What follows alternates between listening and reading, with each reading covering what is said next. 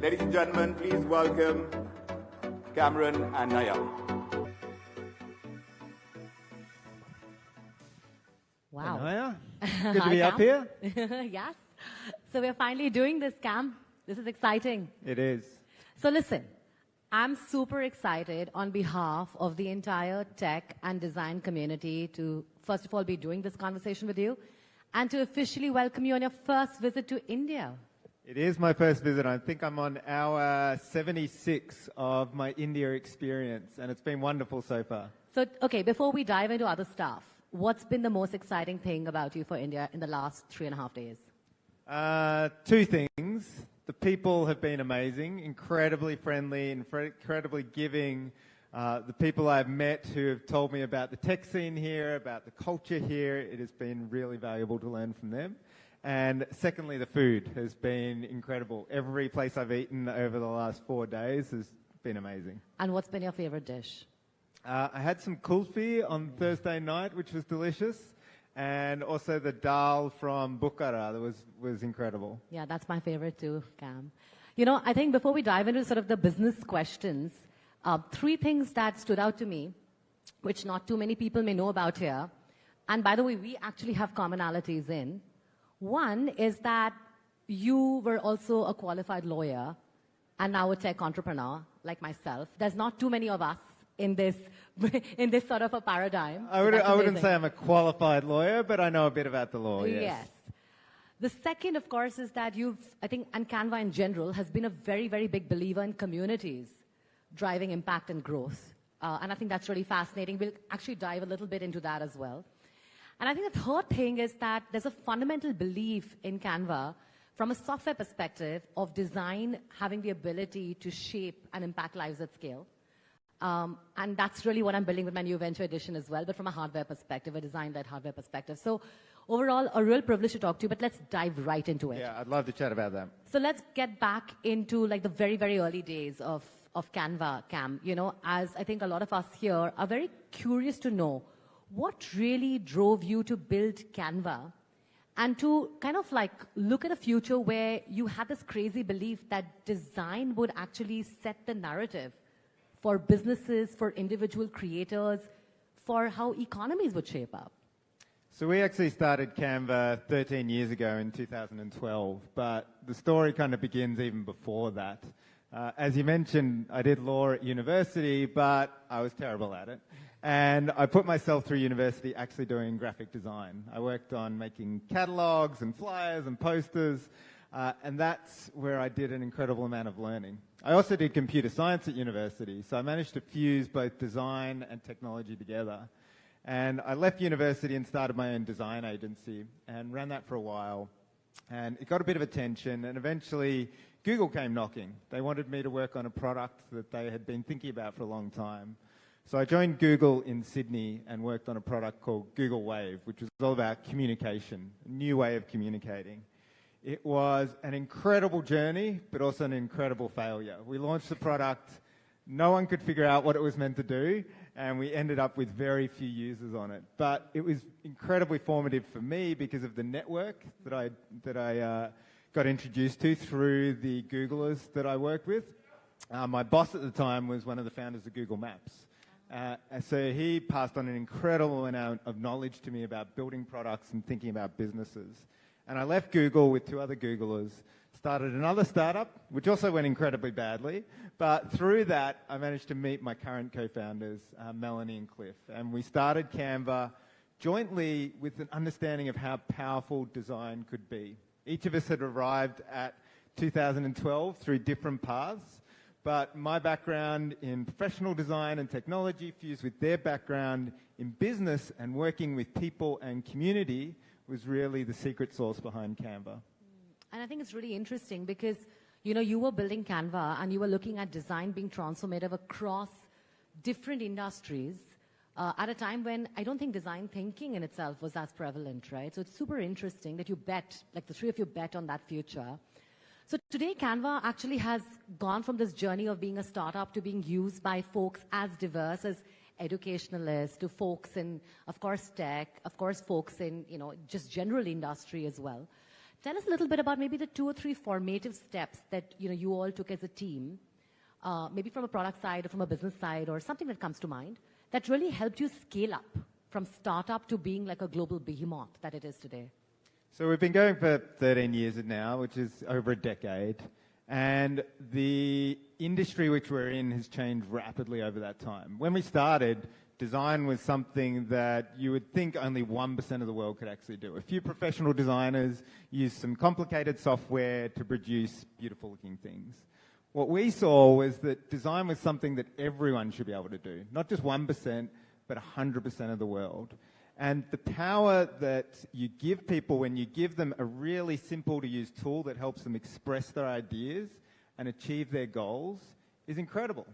But you can't start there from day one. We didn't have 200 million users in our first year. You have to start small. You have to find the people that really resonate with your idea and really want to use the product that you're putting out there.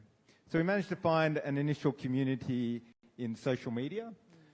Instagram and Pinterest were just starting out at the time, so people were really interested in how they could create more visual content for those platforms.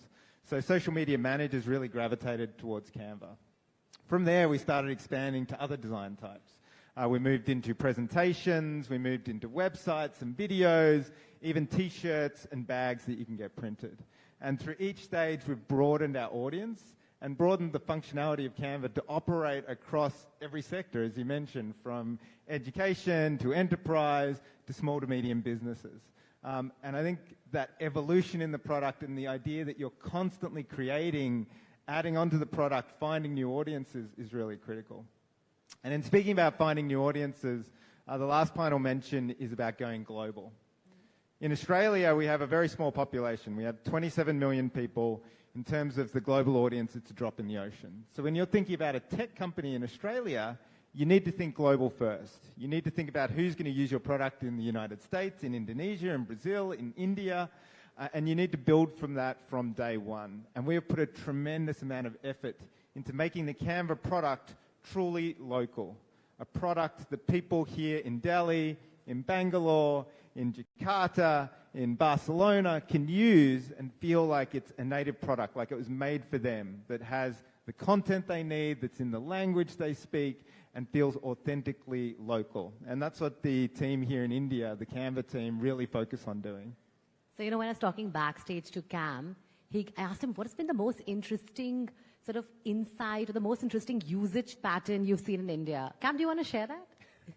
Of Canva? So when we first launched in India, we saw a lot of people creating designs in the morning, which was weird because everywhere else, people would create designs in the middle of the day.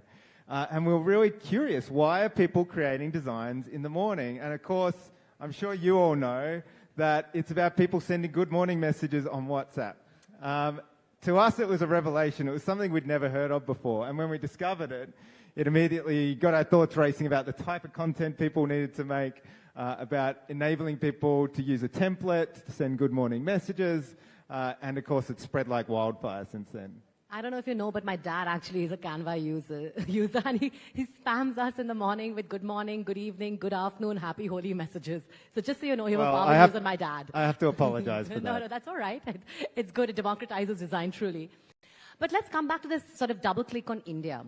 India is your 4th largest market already, and the press has been buzzing over the last couple of days on Canva's plans for India and to hyper-localize to India. And some really interesting, almost FMCG-esque products that you've been sort of working through from a product lens. Could you talk to us about maybe 2 or 3 things that you're doing to hyper-localize? India is a competitive market as well, right? So hyper-localizing to India, what do you folks have in mind? Yeah, so India is a really exciting market for us because it grows so rapidly. You've gone from our 5th biggest market to our 4th biggest market in the space of months. And I truly believe that India can reach to the top position, given the uptake that you have with technology, the scale and size of the population, and the incredible innovation that you have across the country.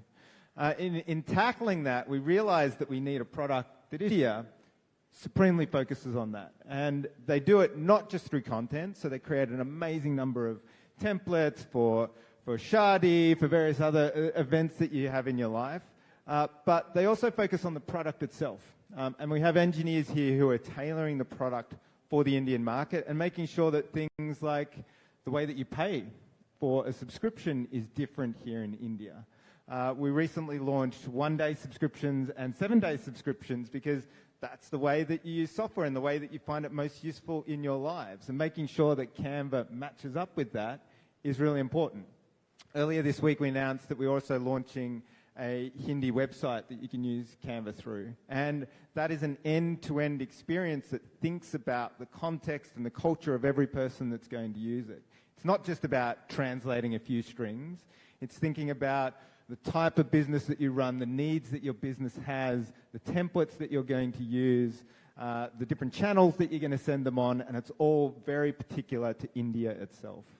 So that really caught my eye because we were chatting about this backstage, and I think this point about like the 1-day usage, etc., is almost like a sachetization of SaaS, and we've seen it play out in FMCG and consumer at scale in India, and I think it's super interesting, but it's super sort of intricate in its workflows from a product perspective, right, Cam?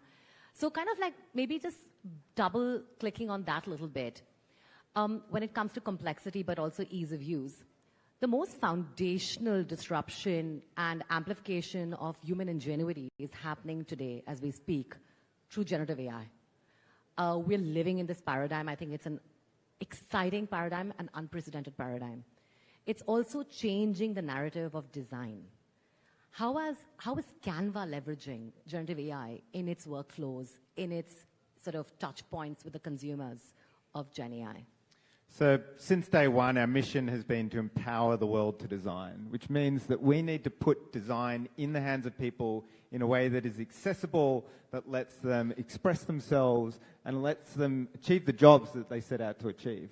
And we've built software that enables them to do that. And when we started out, we used the best technology. We used mobile, we used web browsers, we used what people could get access to. Now, a decade later, AI has come on the scene, and we very much see it as an extension of empowering the world to design. It's enabling more people to design. It's enabling to bring design to different areas of their lives.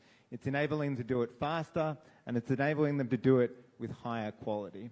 So we've integrated AI across the product now at every step of design, and we're seeing incredible uplift in what people are able to do. They can explore more ideas. They can think about things more richly and more deeply, and they can work with their teams better. We're seeing professional designers and non-designers using artificial intelligence to make better ideas, to explore totally crazy and creative ideas and bring them to their team and have a much better conversation about what they ultimately want to ship. And I know you're doing this in your own business venture as well, and I think you can feel the excitement as you enter this new phase of business and the new possibilities that it can bring. And Cam, if you were to double click a little bit into that, right? Because honestly, design was considered the last bastion of being human.